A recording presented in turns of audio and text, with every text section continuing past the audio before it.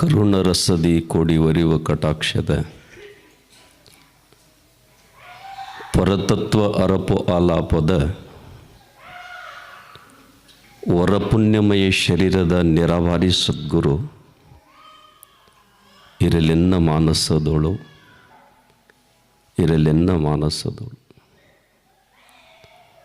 ಈಶ ನಿನ್ನ ಚರಣ ಭಜನೆ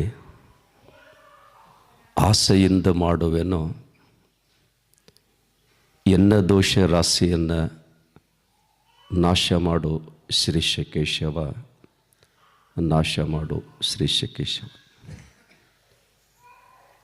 ಪರಮರಾಧ್ಯರು ಪಾವನ ಮೂರ್ತಿಗಳು, ಎನ್ನ ಬಾಳಿನ ಭಾಗ್ಯ ವಿಧಾತ ಆರಾಧ್ಯ ದೇವತೆ ಕವಿಮುನಿ ತಿಲಕ ಗಾನಗಾರುಡಿಗ ಸದ್ಗುರು ಸಿದ್ಧರತ್ನ ಗುರುದೇವರ ಶ್ರೀಪಾದಗಳನ್ನು ಎನ್ನ ಶಿರದ ಮನೆಯಲ್ಲಿ ಸ್ಮರಣೆ ಮಾಡಿಕೊಂಡು ಜಗದೊಂದೇ ಜಗತ್ಕರ್ತರಾಗಿರತಕ್ಕಂಥ ಸೋಮಲಿಂಗೇಶ್ವರರಲ್ಲಿ ಆರಾಧ್ಯ ತಂದೆ ದಯಾಗನ ಮೂರ್ತಿ ಭಕ್ತರಿಷ್ಟಾರ್ಥ ಭಗವಂತ ಸಿದ್ಧಶಿವಯೋಗಿ ಭಕ್ತವತ್ಸಲ ಸಾಧುದಿನ ಮನೆ ಅಂಗಭಂಗನಿಲ್ಲದ ದಯ ಮುಮ್ಮೆಟ್ಟದ ಒಡೆಯ ಶ್ರೀ ಶ್ರೀ ಅಮೋಘ ಸಿದ್ದೇಶನ ಪರಮ ಸನ್ನಿಧಾನಕ್ಕೂ ಶಿರಭಾಗಿಸಿ ಸದಾ ಪ್ರಾತಸ್ಮರಣ ಲೋಕಪೂಜ್ಯರು ಕಾನನ ಭೂಮಿಯನ್ನು ಸುವರ್ಣ ತೊಟ್ಟಿಲನ್ನಾಗಿ ಮಾಡಿ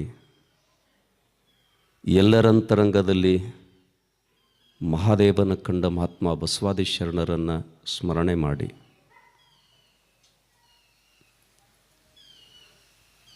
ಆದಿಗುರು ಶಂಕರನನ್ನು, ಪರಮಹಂಸರನ್ನು, ವಿವೇಕಾನಂದರನ್ನು,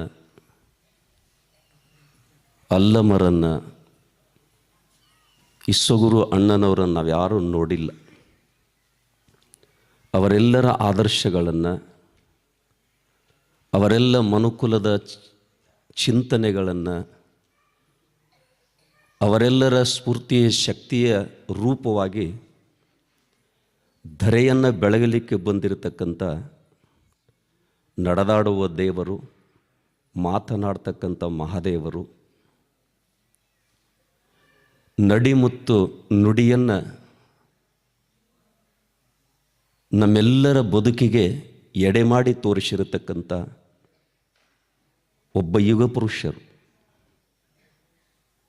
ಧರೆಯನ್ನು ಬೆಳಗಲಿಕ್ಕೆ ಬಂದಿರತಕ್ಕಂಥ ಭಗವಂತರಾಗಿರತಕ್ಕಂಥ ಜ್ಞಾನಯೋಗಿ ಅಪ್ಪಗಳ ಪವಿತ್ರ ಸನ್ನಿಧಾನಕ್ಕೆ ದಂಡವತ್ತ ನಮಸ್ಕಾರ ರೂಪ ಮಂಗಲವನ್ನು ಸಲ್ಲಿಸಿ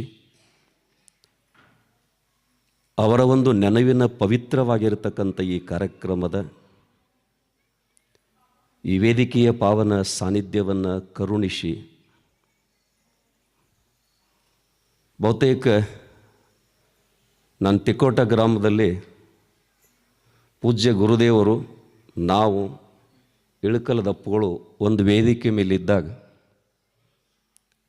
ಗುರುಸೇವೆಯನ್ನು ಹೇಗೆ ಮಾಡಬೇಕು ಅಂತಕ್ಕಂಥದ್ದನ್ನು ನೀವು ಕಲಿಬೇಕಾಗಿತ್ತಂದ್ರೆ ಈಗಿರತಕ್ಕಂಥ ಇಳಕಲದ ಅಪ್ಪಗಳ ಕಡೆನೇ ನೀವು ಹೋಗಬೇಕು ಅಂತಕ್ಕಂಥದ್ದನ್ನು ಪೂಜ್ಯ ಗುರುದೇವರು ಹೇಳ್ತಿದ್ರು ಆ ವೇದಿಕೆ ಮೇಲೆ. ಇವತ್ತು ಅಂಥವರು ಬಂದು ನಮಗೆಲ್ಲ ದರ್ಶನವನ್ನು ಕೊಟ್ಟಿರ್ತಕ್ಕಂಥ ನಾವೆಲ್ಲರೂ ಕೃತಾರ್ಥರು ಅಂತಕ್ಕಂಥ ಮಾತನ್ನು ಹೃದಯ ತುಂಬಿ ಹೇಳಿ, ಅವರ ಬಸವ ಪಾದಗಳಿಗೆ ಭಕ್ತಿಯಿಂದ ನಮಸ್ಕಾರಗಳನ್ನ ಹೇಳಿ, ಬಹುತೇಕ ಬಂಧುಗಳೇ, ಇವತ್ತೆಲ್ಲ ಮಠಗಳು ಸಿಟಿಯಲ್ಲಿ ಇರಬೇಕು, ರಾಷ್ಟ್ರೀಯ ಹೆದ್ದಾರಿಗಳಿಗಿರಬೇಕು, ಅಲ್ಲಿ ನಮಗೆ ಜಾಗ ಕೊಡಿಸ್ಬೇಕು, ಅಂಥಲ್ಲಿ ಜನ ಸೇರ್ತಕ್ಕಂಥದ್ದು ತಿಳ್ಕೊಂಡು ಎಷ್ಟೋ ಜನ ಸ್ವಾಮೀಜಿಯವರು ಇವತ್ತು ಓಡ್ತಾ ಇದ್ದಾರೆ ಅದ್ರ ಬೆನ್ನತ್ತಿ. ಆದರೆ ನಿಜವಾಗಿ ಒಬ್ಬ ಸಂತ, ಒಬ್ಬ ಸನ್ಯಾಸಿ, ಅವರ ನಡಿ ನುಡಿಯನ್ನು ನೋಡಲಿಕ್ಕೆ ಜಂಗಲಲ್ಲಿದ್ದರೂ ಕೂಡ ಜನ ಬರ್ತಾರೆ ಅನ್ನೋದಕ್ಕೆ ಇವತ್ತು ಬಾಲಗಾಂವ್ ಆಶ್ರಮನೇ ಇದಕ್ಕೆ ಸಾಕ್ಷಿ ಅಂತಕ್ಕಂಥದ್ದನ್ನು ಬಂಧುಗಳೇ, ನಿಜವಾಗಿ ಭಾಳ ಜನರ ಹಸುವಿತ್ತು, ಕೊರಗಿತ್ತು. ಯಾವ ರೀತಿ ಮುಂಜಾನೆ ಕೋಗಿಲೆ ವಸಂತದ ಗಾನವನ್ನು ಆರಂಭ ಮಾಡ್ತದೆ, ಆ ರೀತಿಯಲ್ಲಿ 40 ವರ್ಷಗಳ ಪರ್ಯಂತರವಾಗಿ ಜನರ ಬದುಕಿನಲ್ಲಿ ಪ್ರವಚನ ಅಂತಕ್ಕಂಥ ವಸಂತದ ಗೀತೆಯನ್ನು ಗಂಗೆಯಾಗಿ ಹರಿಸಿರತಕ್ಕಂಥ ಮಹಾನುಭಾವರು ನಡೆದಾಡುವ ದೇವರು ನಡಿಗೆಯನ್ನು ನಿಲ್ಲಿಸಿದ ಬಳಿಕ, ಮಾತುಗಳು ಮೂಕಾದ ಬಳಿಕ ಮತ್ತೆ ನಮ್ಮೆಲ್ಲರ ಬದುಕಿಗೆ ಅಂಥ ವೇದಾಂತದ ಪ್ರವಚನದ ವಸಂತವನ್ನು ಬಹುತೇಕಿನ ಸಿಗ್ತತೆ ಇಲ್ಲೋ ಅಂತಕ್ಕಂಥದ್ದು ಎಲ್ಲರ ಹಸುವಿತ್ತು. ಬಹುತೇಕ ಬಂಧುಗಳೇ, ಆ ಎಲ್ಲ ಶಕ್ತಿಯನ್ನು, ಸ್ಫೂರ್ತಿಯನ್ನು ತಮ್ಮ ಇಡೀ ಬದುಕಿನಲ್ಲಿ ಸಾಧಿಸಿರತಕ್ಕಂಥ ಸಂಪತ್ತನ್ನು, ಕಣ್ಣಿಗೆ ಕಾಣಲಾರದಂಥ, ಯಾರೂ ಕದಿಲಾರದಂಥ ಸಂಪತ್ತವನ್ನು ಇವತ್ತಿನ ದಿನಮಾನದೊಳಗೆ ಸಿದ್ದೇಶ್ವರಪ್ಪಗಳು ಯಾರಿಗೇ ದಾರಿ ಎರೆದದ್ದು ಆದರ್ಶ ನಿಜವಾಗಿದ್ದರೆ ಅದು ಪರಮಪೂಜ್ಯ ಅಮೃತಾನಂದ ಅಪ್ಪಗಳು ಅಂತಕ್ಕಂಥದ್ದನ್ನು ನಾವಿವತ್ತು ಕಣ್ಣಿನಿಂದ ನೋಡ್ತಕ್ಕಂಥ ಸೌಭಾಗ್ಯವಂತರಾಗಿದ್ದೀವಿ. ಅಂಥ ಪರಮಪೂಜ್ಯರ ಶ್ರೀಪಾದಗಳಿಗೆ ಭಕ್ತಿಯಿಂದ ಶಿರಭಾಗಿಸಿ, ಬಂಧುಗಳೇ, ಗ್ರಂಥಗಳನ್ನು ಓದಿದವ ಸನ್ಯಾಸಿ ಆಗ್ತಾನಂತ ಹೇಳಕ್ಕೆ ಅಲ್ಲದು. ಕಂಠಪಾಠಗಳನ್ನು, ವಚನಗಳನ್ನು ಮಾಡಿಕೊಂಡವರು ಈ ಜಗತ್ತಿನಿಗೆ ಸಾಧು ಆಗಲಿಕ್ಕೆ ಅಂತಕೊಂಡು ತಪ್ಪು. ನಿಜವಾಗಿ ಅಂತಃಕರಣಪೂರ್ವಕವಾಗಿ, ಹೃದಯಪೂರ್ವಕವಾಗಿ ಗುರುವಿನ ಪಾದ ಸೇವೆಯನ್ನು ಯಾರ ನಿರಂತರ ಮಾಡ್ತಾರೆ ಅವರೇ ಧನ್ಯರು ಅನ್ನೋದಕ್ಕೆ ಪುಣ್ಯಾತ್ಮರೇ ಶಂಕರಾರೂಢ ಅಪ್ಪಗಳೇ ಸಾಕ್ಷಿ ಅಂತಕ್ಕಂಥದ್ದು. ಯಾಕಂದ್ರೆ ನಾನು ಭಾಳ ದಿವಸ ಅವ್ರ ಸಂಪರ್ಕದಲ್ಲಿ, ಯಾಕಂದ್ರೆ ಹಿಂದೆ ಸಿದ್ಧಾರೂಢ ಅಜ್ಜರ ಕಾಲ ಕೀರ್ತಿಯೊಳಗೆ ಹೇಳಿದ್ರಂತ, ಯಪ್ಪ ಎಲ್ಲರೂ ಕಾಶಿಗೆ ಹೊಂಟವರು, ನಾನು ಹೋಗಲೇನೋ ತಾರುಡ ಜೊತೆ ಅಪ್ಪ ಕೇಳಿದ್ರಂತ. ಪಂಡಿತಾನೋ ಸರ್ಟಿಫಿಕೇಟ್ ಬೇಕಾತಂದ್ರೆ ಕಾಶಿಗೆ ಹೋಗ್ರಿ, ಅನುಭವ ಬೇಕಾತಂದ್ರೆ ನನ್ನ ಬಲ್ಲಿ ಇರ್ರಿ ಅಂತಕ್ಕಂಥ ಮಾತು ಹೇಳಿದ್ರಂತ. ಹಂಗೆ ಇವತ್ತಿನ ದಿನಮಾನ ಎರಡನೇ ಸಿದ್ಧಾರೂಢರು ಯಾರು ಅಂತ ಕೇಳಿದ್ರೆ ಬೀದರದ ಅಪ್ಪಗಳ ಅನುಭವ ಗರಡಿಯಲ್ಲಿ ತಯಾರಾಗಿರ್ತಕ್ಕಂಥವ್ರು ಪುಣ್ಯಾತ್ಮರೇ ಪರಮಪೂಜ್ಯ ಸ್ತೋತ್ರಿ ಬ್ರಹ್ಮರ್ಷ ಶಂಕರಾನಂದ ಅಪ್ಪಗಳ ಪವಿತ್ರ ಸನ್ನಿಧಾನಕ್ಕೆ ಭಕ್ತಿಯಿಂದ ನಮಿಸಿ, ನಮ್ಮ ಬಸವಾರೂಢ ಅಪ್ಪಗಳಿಗೆ, ನಮ್ಮ ಪರಮ ಪೂಜ್ಯರಿಗೆ, ಗಣೇಶ ಸ್ವಾಮಿಗಳಿಗೆ ಅನಂತ ನಮಸ್ಕಾರ ಹೇಳಿ, ಬಂಧುಗಳೇ, ನಿಮ್ಮನ್ನೆಲ್ಲ ನೋಡಿದ ಬಳಿಕ ನನಗೆ ಹೇಗೆ ಕಾಣ್ತಾ ಇದ್ದೀರಿ ಅಂತ ಕೇಳಿದ್ರೆ ನೀವೇ ಸಿದ್ದೇಶ್ವರಪ್ಪಗಳು ಅಂತಕ್ಕಂಥ ಭಾವ ನನಗೆ ತುಂಬಿ ತುಳುಕ್ತದೆ. ಅಂತ ನಿಮ್ಮೆಲ್ಲರ ಪಾದಕ್ಕೆ, ತಾಯಂದಿರ ಪಾದಕ್ಕೆ ಭಕ್ತಿಯಿಂದ ನಮಸ್ಕಾರಗಳು ಹೇಳಿ, ನಾನಿಲ್ಲಿ ನಿಮಗೆ ಉಪದೇಶಪರ ಮಾತು ಹೇಳಲಿಕ್ಕೆ ಬಂದಿಲ್ಲ. ಯಾಕೋ ಗೊತ್ತಿಲ್ಲ, ಮೊನ್ನಿನ ದಿವಸ ಭಾಳ ದಿವಸ ಆಯ್ತು ಅಪ್ಪಗಳು ಮಾತನಾಡಿಲ್ಲ, ನಮ್ಮ ಕಾರ್ಯಕ್ರಮಕ್ಕೂ ನಾವು ಕೂಡಿಲ್ಲ.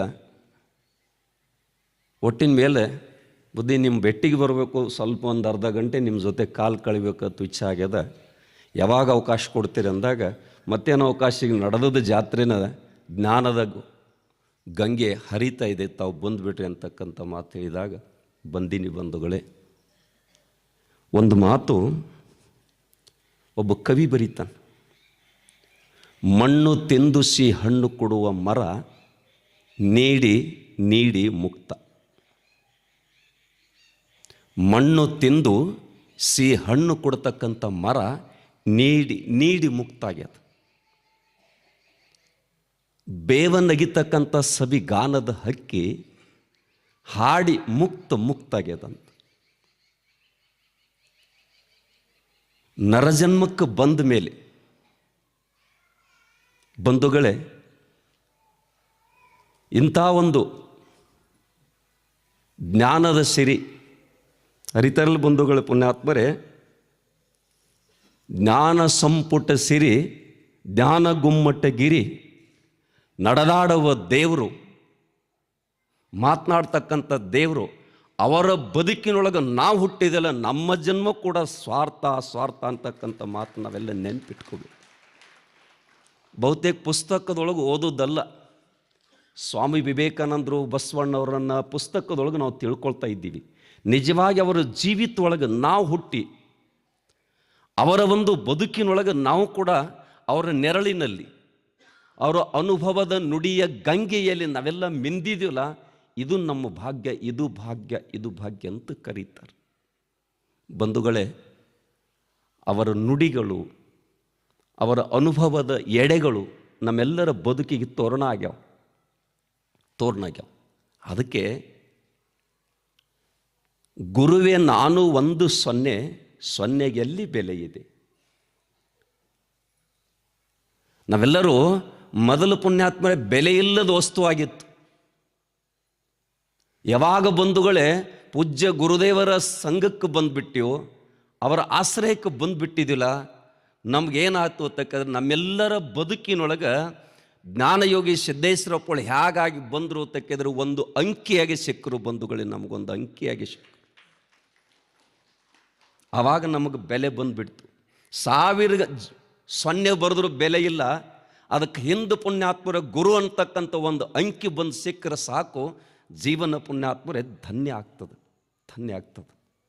ಅದಕ್ಕೆ ಒಬ್ಬ ಮಹಾನುಭಾವ ಒಂದು ಮಗ್ಗಿ ತೊಗೊಂಡು ಬಂದ, ಹೂವಿನ ಮಗ್ಗಿ.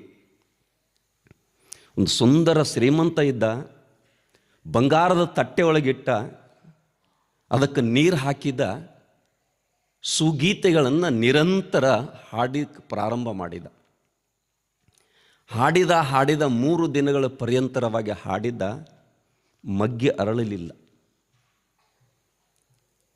ಆ ಮಗ್ಗಿ ಮುಂದೆ ಕೂತ್ಕೊಂಡು ಈತ ಅಳಲಿಕ್ಕೆ ಆರಂಭ ಮಾಡಿದ.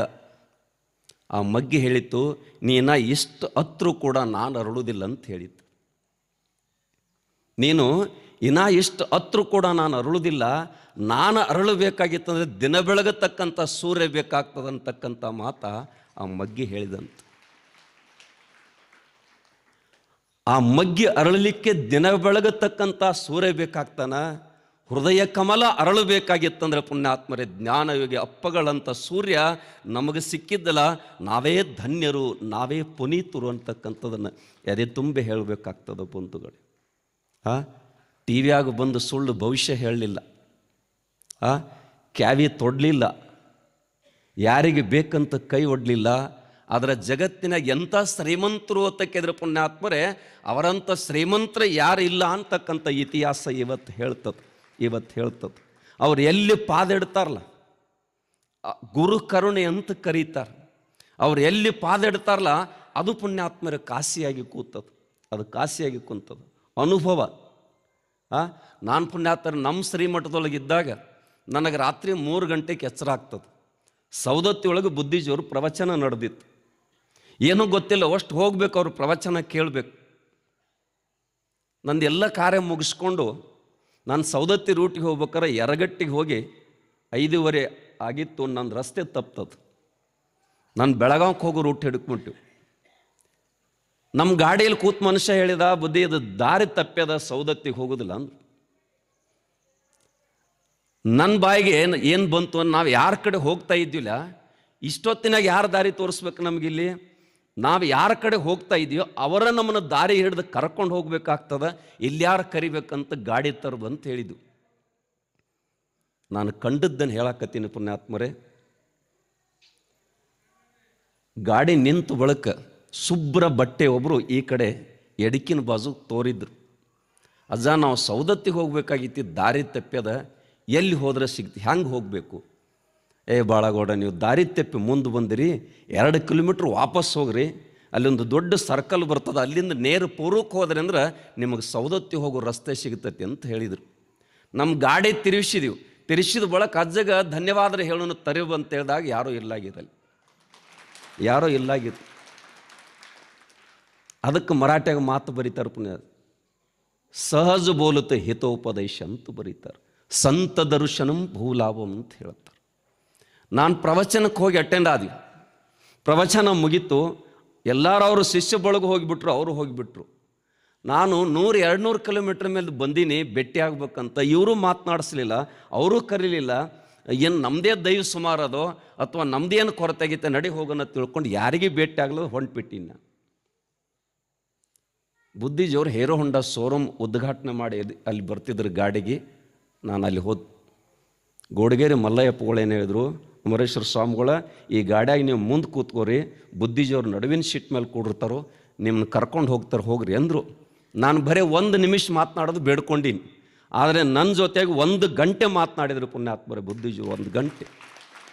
ಅದಕ್ಕೆ ಬಂಧುಗಳೇ, ಯಾರ ಮನಸ್ಸಿನಾಗ ಏನು ಬರ್ತಿತ್ತು ಅದೆಲ್ಲ ತಿಳಿತಿತ್ತು. ಅಂಥ ಒಬ್ಬ ಯುಗ ಪುರುಷರು ಪುಣ್ಯಾತ್ಮರೇ, ಅಂಥವರು ನೀವೊಂದು ಪವಿತ್ರವಾಗಿರ್ತಕ್ಕಂಥ ಕಾರ್ಯ. ಅದಕ್ಕೆ ಹೇಳ್ತಾರೆ ಬಂಧುಗಳೇ, ನಿಜವಾಗಿರ್ತಕ್ಕಂಥ ಒಬ್ಬ ಗುರು ಹೇಗೆ ಸಿಗಬೇಕು ಅಥವಾ ಎಂಥವು ಸಿಕ್ಕರೆ ನಮ್ಮ ಬದುಕು ಧನ್ಯ ಉತ್ಸವ ಆಗ್ತದಂತ ಕೇಳಿದರೆ ಪುಣ್ಯಾತ್ಮರೇ, ಗುರು ಏನನ್ನು ಬಯಸಬಾರ್ದು, ಶಿಷ್ಯ ಅದನ್ನು ಪುಣ್ಯಾತ್ಮರು ಗುರುವಿಗೆ ಪೂರೈಸಲು ಇರಬಾರ್ದು ಅಂತಕ್ಕಂಥದ್ದನ್ನು ಇವರಿಂದ ನೋಡಿ ತಿಳ್ಕೊಬೇಕಾಗ್ತದೆ. ಅದಕ್ಕೆ ಬಂಧುಗಳೇ, ಈ ಜಗತ್ತಿನಾಗ ಸದೈಶ್ರಪ್ಪಗಳ ಶಕ್ತಿ ಎಂಥದೈತಿ ಅಂತ ಕೇಳಿದ್ರೆ ಪುಣ್ಯಾತ್ಮರೇ, ನಾವೆಲ್ಲರೂ ಬಂಧುಗಳೇ ಜಗತ್ತಿನೊಳಗೆ ಬಟ್ಟೆ ತೊಳಿಲಿಕ್ಕೆ ಸಾಹಿತ್ಯ ಸಿಕ್ಕದು, ಶರೀರ ತೊಳಿಲಿಕ್ಕೆ ಸಾಹಿತ್ಯ ಸಿಕ್ಕದು, ಎಲ್ಲವನ್ನು ತೊಳಿಲಿಕ್ಕೆ ಸಾಹಿತ್ಯ ಸಿಕ್ಕದ. ಆದರೆ ಮನಸ್ಸಿನ ಮೈಲಿಗೆಯನ್ನು ಪುಣ್ಯಾತ್ಮರ 48 ವರ್ಷಗಳ ಪರ್ಯಂತರವಾಗಿ ಮನದ ಮೈಲಿಗೆಯನ್ನು ತೊಳೆದಿರ್ತಕ್ಕಂಥ ಒಬ್ಬ ಯಾರಾದರೂ ಪುಣ್ಯಾತ್ಮರ ಯುಗಪುರುಷರಿದ್ದರೆ ಅವರ ಸಿದ್ದೇಶ್ವರಪ್ಪಗಳು ಅಂತಕ್ಕಂಥದ್ದನ್ನು ಭಾಳ ಎದೆ ತುಂಬಿ ಹೇಳಬೇಕಾಗ್ತದೆ. ಬಹುತೇಕ ಸಣ್ಣವ ಬರಲಿ ದೊಡ್ಡವ ಬರಲಿ, ನಮ್ಮ ಅತ್ತಿನಿ ಒಳಗೆ ಪ್ರವಚನ ನಡೆದಿತ್ತು. ರಾಜಕಾರಣಿ ಬಂದ ಬಳಿಕ ಸ್ವಾಮಿಗಳು ಅಂಜಾರೆ ಹೆಚ್ಚು ಪ್ರೀತಿ ಇರ್ತಾನಂತಕ್ಕಂಥ ಭಾವನೆ ನೋಡ್ಬೇಕಂತ ಹುಚ್ಚನಂತ. ಅವರು ಪುಣ್ಯಾತ್ಮರೇ ಮಂತ್ರಿಗಳಿದ್ದರು. ಬುದ್ಧಿಜೋರು ಪ್ರವಚನ ಮುಗೀತು, ತಮ್ಮ ಸ್ಟೇಜ್ ಎಳೆದ ಕಾರಗಾಡಾಗ ಹತ್ತೆ ಹೋಗಿಬಿಟ್ರು. ಅವರೆಲ್ಲ ಮಂತ್ರಿಗಳು ನಿಂತಿದ್ರು, MLAಗಳು ನಿಂತಿದ್ರು. ಆವಾಗ ನಾನು ತಿಳ್ಕೊಂಡೆ ಪುಣ್ಯಾತ್ಮರೇ, ಖರೇ ನಿಜವಾಗಿ ಸಮತೆಯ ಸಂತ ಇವತ್ತಿನ ದಿನಮಾಕ ಸಿದ್ದೇಶ್ವರಪ್ಪಗಳು ಅಂತಕ್ಕಂಥದ್ದನ್ನು ಅತ್ಯಂತ ಹೃದಯ ತುಂಬಿ ಹೇಳಬೇಕಾಗ್ತದೆ. ಒಂದು ಸಲ ಅವರ ರಕ್ತ ಸಂಬಂಧಿಕರು ಬಂದಿದ್ರು ಅವ್ರ ದರ್ಶನಕ್ಕೆ. ಎಲ್ಲರಂಗನ ಬಂದು ದರ್ಶನ ಕೊಡ್ತಾರೋ, ತಮ್ಮ ಸಂಬಂಧ ಅಂದಾಗ ಬೇಗ ಬರ್ತಾರತ್ತ ಪರೀಕ್ಷೆ ಮಾಡ್ತಕ್ಕಂಥ ಜನ ನಿಂತಿದ್ರು. ಯಾರೋ ಹೋಗಿ ಹೇಳಿದ್ರು ಬುದ್ಧಿ ಹಿಂಗೆ ತಿಳ್ಕೊಂಡು. ಆವಾಗ ಅವ್ರು ಹೇಳಿದ್ರು, ಬುದ್ಧಿಯವರು ನನ್ನ ಗಾಡಿ ಮುಂದೆ ಬಂದೈತಿಪ್ಪ, ಗಾಡಿಗೆ ಹಿಂದಿನ ಗೇರಿಲ್ಲ, ಮುಂದೆ ಹೋಗ್ತದೆ ಗಾಡಿ ಅಂತ ಹೇಳಿದರು. ನನ್ನ ಗಾಡಿ ಮುಂದೆ ಬಂದುಬಿಟ್ಟದ, ಹಿಂದೆ ಹೊಳ್ಳಿ ಹಾಕಲಕ್ಕೆ ಗೇರ್ ಇಲ್ಲ, ನಂದಕ್ಕೆ ಮುಂದೆ ಹೋಗ್ತಕ್ಕಂಥದ್ದು. ಅದಕ್ಕೆ ಯಾವ ರೀತಿ ಸಮಸ್ತ ಭಕ್ತರಿಗೆ ದರ್ಶನ ಕೊಡ್ತಿದ್ರೆ ಅದೇ ರೀತಿನ ಬಂದವರು ದರ್ಶನ ಕೊಟ್ಟರು ಅಂತಕ್ಕಂಥದ್ದು ಕೂಡ ನಾವು ಕಣ್ಣಿನಿಂದ ನೋಡಿದ್ದೀವಿ ಬಂಧುಗಳು. ಅದಕ್ಕೆ ಇವತ್ತು ವಿಶೇಷವಾಗಿರ್ತಕ್ಕಂಥ ಅವ್ರ ಪ್ರವಚನಗಳು ಎಂಥ ಅಪರೂಪವಾಗಿ ಬಿಡಿಸ್ತಾರಂತ ಕೇಳಿದ್ರೆ ಬಂಧುಗಳೇ, ಭಾಳ ಸುಂದರವಾಗಿ ಹೇಳ್ತಾರೆ. ಒಬ್ಬ ಮಾನವಭಾವ ರೊಕ್ಕ ರೊಕ್ಕ ರೊಕ್ಕ ಹಪ ಹಪ ಹಪ ಹಪ ಇದ್ದ. ಕಾಡಿನೊಳಗೆ ಒಬ್ಬ ಮಾನವಭಾವ ಕೂತಿದ್ರಿ, ಇಲ್ಲಿ ಅಮೃತಾನಂದ ಅಪ್ಪಗಳು ಬಂದಾರಿದ್ದು. ಇದೆಲ್ಲ ಜಂಗಲ್ ಐತಿ ಇಲ್ಲಿ. ಬಹುತೇಕ ನಾನು ಇಲ್ಲಿ ಪುಣ್ಯಾತ್ಮರೇ ಗಿರಗಾದಿಂದ ಬರೋ ಕಾಲಕ್ಕೆ ಒಬ್ರು ಹೇಳು ಸಮೀಪ ಆಕತಿ ಹಂಗೆ ಹೋಗ್ರಿ ಅಂತೇಳಿ ನನಗೆ ಹಾತ್ಯಕ್ಕೆ ಬಿಡ್ತಿ ಹಿಂಗೆಲ್ಲ ಸುತ್ತಾಕೋತ ಬಂದೀನಿ. ಯಾವ ಕಡೆ ಬಂದೇನೋ ಗೊತ್ತಾಗಲಿಲ್ಲ. ಅಲ್ಲಿ ಒಬ್ರು ಹೇಳು, ಈ ಕಡೆ ನೀವು ಚೇಡ್ಚಿ ಇದಕ್ಕೆ ಹೋಗ್ರಿ ಅಂದ್ರೆ ಅವ್ರು ಇಂಚಿಗೇರಿಗೆ. ಅದಕ್ಕೆ ಮತ್ತೆ ನೆಟ್ನ್ಯಾಗ ಹೊಡೆದ್ವಿ ನಾವು. ಗುರುದೇವಾಶ್ರಮ ಆಕಳ ಹೊಡೆಯತ್ತು ನೆಟ್ನ್ಯಾಗ ಬರಾಕೈತಿ. ಹಂಗೆ ಕಾಡಿನ ಒಬ್ಬ ಮಾನವಭಾವ ಸಂತ ಗುಡಿಸಿಲು ಕಟ್ಕೊಂಡು ಕೂತಂಥ ಸಂದರ್ಭದೊಳಗೆ ಈ ಮನುಷ್ಯ ಹೋದ, ಬುದ್ಧಿ ನನಗೊಂದಿಷ್ಟು ಸಮಾಧಾನ ಇಲ್ಲಾಗಿತ್ತು, ಶಾಂತಿ ಇಲ್ಲಾಗಿತ್ತು ಅಂದ. ಯಾಕ್ರಿ ಅಂದ, ನಮ್ಮ ಊರಾಗೆಲ್ಲ ಮನೆ 3 ಅಂತಸ್ತು ಕಟ್ಟ್ಯಾರ್ರಿ, ನಂದು 1 ಅಂತಸ್ತು ಮನೆ ಐತಿ ಅಂದ. ಇದಕ್ಕೆ ಹುಚ್ಚತ್ತೈತಿ ಅಂದ್ರೆ ಅವ್ರು ಹುಚ್ಚತ್ತೈತಿ ಅಂದರು. ಆವಾಗ ಗುರುಗಳು ಹೇಳಿದರು, 1 ತಾಸು ಟೈಮ್ ಕೊಡ್ತಾನೆ ನಿನಗೆ, ಇಲ್ಲಿ ಎಷ್ಟು ಹಳ್ಳು ಬಿದ್ದಾವಲ್ಲ ಅಷ್ಟೆಲ್ಲ ಆರಿಸ್ಕೊಂಡು ಬಾ, ನಿನಗೆ ವಜ್ರ ಮಾಡಿ ಕೊಟ್ಬಿಡ್ತಾನಂದರು. ಅವನಿಗೆ ಆಸೆ ಪುಣ್ಯಾತ್ಮರೇ ಬೆನ್ನು ಹತ್ತಿ ಬಿಡ್ತು. ಮನುಷ್ಯನಿಗೆ ಆಸೆ ಇರಬೇಕು. ಎಂಥ ಆಸೆ ಇರಬೇಕು ಅಂತ ಕೇಳಿದ್ರೆ ಬಂಧುಗಳೇ, ನಮಗೆಲ್ಲ ಜ್ಞಾನಯೋಗಿ ಅಪ್ಪಗಳು ನಮಗೆ ಮಾರ್ಗದರ್ಶನ ನೀಡಿದೇನು ಅಂತ ಕೇಳಿದ್ರೆ, ಆಸೆ ಇಲ್ಲದ ಮನುಷ್ಯ ಬದುಕಲಿಕ್ಕಿನ ಸಾಧ್ಯ ಇಲ್ಲ. ಮೂಗು ಹಿಡಿದ ತಕ್ಷಣ ಜೀವಕ್ಕೆ ಉಸಿರು ಬೇಕಂತ ಪ್ರಾರಂಭ ಆಗ್ತದೆ. ಹಂಗೆ ಮನುಷ್ಯನಿಗೆ ಆಸೆ ಇರಬೇಕಂತ ಏನಿರಬೇಕಂದ್ರೆ ಇನ್ನೆಷ್ಟು ಬೇಕು ಹೃದಯಕ್ಕೆ ರಾಮ ಅಂತಕ್ಕಂಥ ಆಸೆ ಇರಬೇಕಂತಕ್ಕಂಥ ಮಾತದು. ಹಂಗೆ ಹಳ್ಳ ಆರಿಸಿದ ಸಮಾಧಾನ ಆಗಲಿಲ್ಲ. ಸೂರ್ಯ ಮುಳುಗಿತ್ತು, ಹಳ್ಳನ ಆರಿಸ್ತಿದ್ದ, ಗುರುಗಳು ಹೋಗಿಬಿಟ್ಟತ್ತ. ಹಂಗೆ ಬದುಕೇರ್ತಾಯ್ತು. ಹಂಗೆ ಊರಾಗೊಬ್ಬ ದೊಡ್ಡ ಮನೆ ಕಟ್ಟಿದ್ದ. ಎಷ್ಟು ಚಂದ ಕತೆಗಳನ್ನು ಹೆಣದಾರಂದ್ರೆ, ಊರಾಗೊಬ್ಬ ದೊಡ್ಡ ಮನೆ ಕಟ್ಟಿದ್ದ ಮಾನುಭಾವ. ರಾತ್ರಿ 1 ಗಂಟೆಗೆ ಮನೆ ಮಾಳಿಗೆ ಏರಿದ. ಯಾರ್ದು ಮನೆ ದೊಡ್ಡದಿಲ್ಲಾಗಿತ್ತು ಅವನಷ್ಟು. ಆವಾಗ ಬಾಜುಕೊಂದು ಗುಡಿಸಲೇ ಇತ್ತು. ಈತ ಎದ್ದು ನಿಂತು ನೋಡಿದ, ಸಮಾಧಾನ ಆಗಲಿಲ್ಲ. ಆ ಗುಡಿಸಲ ಇವನ ಮನೆ ಕಿಮ್ಮತ್ತು ಕಡಿಮೆ ಆಗಕತ್ತೆ ತಿಳ್ಕೊಂಡು ಆ ಗುಡಿಸಲಕ್ಕೆ ಹೋದ. ಕದ ಬಡ್ದ, ಯಾರಿದ್ದೀರಿ ಗುಡಿಸಲ್ದಾಗ? 70 ವರ್ಷ ಬದುಕಿದ ಅಜ್ಜಿ ಹೊರಗೆ ಬಂದಳು. ಯಾಕೊತ್ತಮ್ಮ ಅಂತ. ಅಜ್ಜಿ ಗುಡಿಸಲು ಕಿಮ್ಮತ್ತು ಎಷ್ಟು ಅಂತ ಕೇಳಿದ್ರು. ಯಪ್ಪ ನನ್ನ ಗುಡಿಸಲು ಯಾಕೆ? ನಂದು ಮನೆ 3 ಅಂತಸ್ತಿನ ಮನೆ ಅದ, ಅಲಂಕಾರವಾಗೈತೆ. ಅದರಿಂದ ಈ ಗುಡಿಸಲು ನನ್ನ ಮನೆ ಸೌಂದರ್ಯ ಕಡಿಮೆ ಮಾಡ್ತಾ ಇದೆ. ಅದಕ್ಕೆ ಮನೆ ಗುಡಿಸಲು ಕಿಮ್ಮತ್ತು ಕೇಳಕ್ಕೆ ಬಂದೀನಿ ಅಂದ. ಬುದ್ಧಿಜೋರು ಬರೀತಾರೆ, ನಿನ್ನ ಮನೆ ನನ್ನ ಕಣ್ಣೊಳಗೆ ಹೂವಿನಂಗೆ ಕಂಡೈತಿ, ನನ್ನ ಗುಡಿಸಲು ನಿನ್ನ ಕಣ್ಣಾಗ ಮುಳ್ಳಿನ ಹಂಗೆ ಯಾಕೆ ಕಾಣಿತು ಅಂತ ಕೇಳಿದ್ರು. ಆವಾಗ ಆ ಶ್ರೀಮಂತನು ಏನು ಏರಿತ್ತಲ್ಲ, ನಾನೇ ಶ್ರೇಷ್ಠ ಮನೆ ಕಡೆ ಪಾತಾಳಕ್ಕೆ ಬಂದ್ಬೇಡ, ನಾನು ನನ್ನ ಗಂಡ ಹೆಂಗೆ ಬದುಕಿದೆ ಅಂದರೆ ಈ ಮನೆಯೊಳಗೆ ಶಾಂತಿ ನೆಮ್ಮದಿ ಸಂತೋಷ ಅಂತಕ್ಕಂಥ ತುಂಬಿ ತುಳುಕಿರ್ತಕ್ಕಂಥ ಮನೆಯೊಳಗೆ ಬದುಕಿದೆ ಅಂತ ಹೇಳ್ತಾರೆ. ಕೊನೆಗೆ ಪುಣ್ಯಾತ್ಮರ ಒಂದು ಮಾತು ಬುದ್ಧಿಜಿಯವರು ಈ ಕೋಗಿಲೆಯನ್ನು ಕುರಿತು ಮಾತು ಹೇಳ್ತಾರೆ. ಕೋಗಿಲೆ ಗಿಡದಾಗ ಕುಂತ ಹಾಡ್ತಿತ್ತಂತ. ಕೆಳಗೆ ನಮ್ಮಂಥ ಪಂಡಿತ ಮಾನವ ಕೂತಿದ್ದ. ಆ ಹಾಡು ಕೋಗಿಲೆನ ಕೇಳಿದಂತ, ಈ ಕಾಡಿನೊಳಗೆ ಯಾಕೆ ಹಾಡ್ತಾ ಇದ್ದಿ, ನಿನಗೆ ಯಾರು ಬಹುಮಾನ ಕೊಡ್ತಾರನು, ನಿನಗೆ ಯಾರು ಪ್ರೋತ್ಸಾಹ ಮಾಡ್ತಾರನು, ಯಾಕೆ ಹಾಡ್ತಾ ಇದ್ದಿ? ಆವಾಗ ಕೋಗಿಲೆ ಹೇಳಿತಂತ, ಯಾರಾದರೂ ಬಹುಮಾನ ಕೊಡಲಿ, ಯಾರಾದರೂ ಹೊಗಳ್ಳಿ, ಯಾರಾದರೂ ಡುಬ್ಬ ಚಪ್ಪರಿಸಲತ್ತ ಹಾಡೋರು ಮನುಷ್ಯರು, ಪಕ್ಷಿ ಹಾಗಿಲ್ಲ, ಭಗವಂತನಿಗಾಗಿ ಹಾಡ್ತಕ್ಕಂಥ ನಮ್ಮ ಪಕ್ಷಿ ಸಂಕುಲ ಅಂತಕ್ಕಂಥದ್ದನ್ನು ಬುದ್ಧಿಜೋರು ಬರೆದಾರ. ಇಷ್ಟು ಅದ್ಭುತವಾಗಿರ್ತಕ್ಕಂಥ ಶ್ರೇಷ್ಠ ಮಟ್ಟದ ಜ್ಞಾನವನ್ನು ಅತ್ಯಂತ ಕನಿಷ್ಠ ವ್ಯಕ್ತಿಗೆ ತಿಳಿ ಹಂಗೆ ಜಗತ್ತಿಗೆ ಪುಣ್ಯಾತ್ಮರಿ ಈ ಪ್ರವಚನದ ಮೂಲಕ ಜ್ಞಾನದ ಸಂದೇಶವನ್ನು ಕೊಟ್ಟಿರ್ತಕ್ಕಂಥವರೇ ಜ್ಞಾನಿ ಅಪ್ಪಗಳು. ಅಂಥವರ ಒಂದು ಪವಿತ್ರವಾಗಿರತಕ್ಕಂಥ, ಅವರ ನಡೆದಾಡಿರ್ತಕ್ಕಂಥ, ಅವರ ವಾಸ ಮಾಡಿರ್ತಕ್ಕಂಥ ಈ ಭೂಮಿ ಒಳಗೆ ನಮಗೆ ಮಾತನಾಡೋಕ್ಕೆ ಅವಕಾಶ ಸಿಕ್ಕಿರ್ತಕ್ಕಂಥದ್ದು ನಾವೆಲ್ಲ ಪುಣ್ಯಾತ್ಮರೇ ಭಾಗ್ಯವಂತರು ಅಂತಕ್ಕಂಥದ್ದನ್ನು ಒಂದೇ ಒಂದು ಕೊನೆ ಮಾತೇನು ಅಂತ ಕೇಳಿದ್ರೆ, ಒಬ್ಬ ಪತ್ರಕಾರ ಬರೀತಾನೆ, ಜಗತ್ತಿನ ಎಲ್ಲ ರಾಷ್ಟ್ರ ಸತ್ತಾವ, ಭಾರತ ಮಾತ್ರ ಜೀವಂತ ಉಳ್ದೈತಿ ಅಂತ. ಕೋಪ ಬಂತು, ಅಲ್ಲಪ್ಪ ಎಲ್ಲ ರಾಷ್ಟ್ರ ಸತ್ತಾವಂತಿ, ನಿಮ್ಮ ಭಾರತ ಹೆಂಗೆ ಶ್ರೇಷ್ಠ ಉಳ್ದೈತಿ?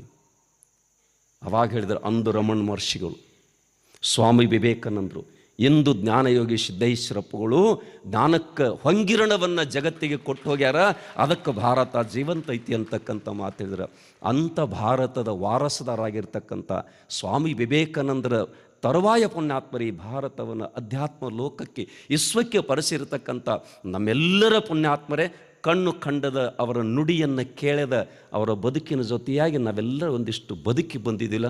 ಅಂಥ ಪುಣ್ಯಾತ್ಮರ ಒಂದು ಗುರುವಿಗೆ ನಾವೇನಾದರೂ ಸಲ್ಲಿಸಬೇಕು ಅಂತಕ್ಕಂಥದ್ದು ಪುಣ್ಯಾತ್ಮರು.